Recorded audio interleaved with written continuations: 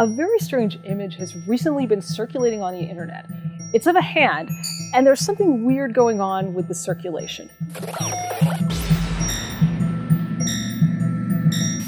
This image actually dates to 2005. It was originally posted online by a professional yo-yoer named David Schulte, who goes by the professional name Dazzling Dave. He has been a professional yo-yoer for a very long time, but that year, in 2005, he was doing these yo-yo workshops in North Dakota.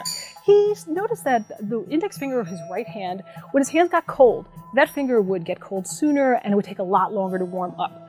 And then when he got back home to Minnesota, the finger started turning colors. So he went to a doctor and he got something called an angiogram. It's kind of like an X-ray.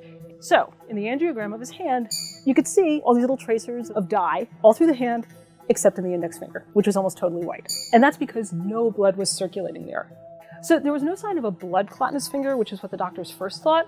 So they said what he had was something called a vasospasm. And so what happened was the blood vessels in his finger were constricting really dramatically, and that was because of a repeated injury. So what had happened was over years of doing this technique called a hard throwdown, where you throw the yo-yo out really hard, it slams back into your finger.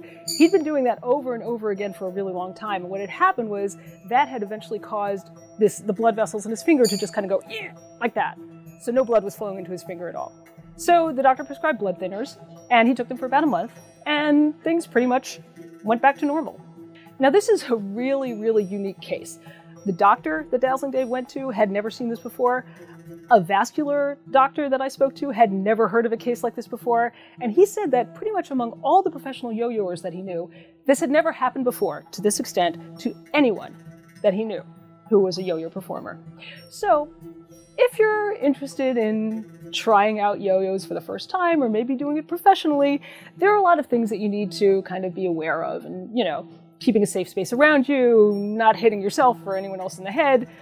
But this particular problem, you probably don't need to worry about. Dazzling Dave says that he still doesn't do the hard throwdown when it's really, really cold out, just to be safe. But for the most part, his finger's okay now.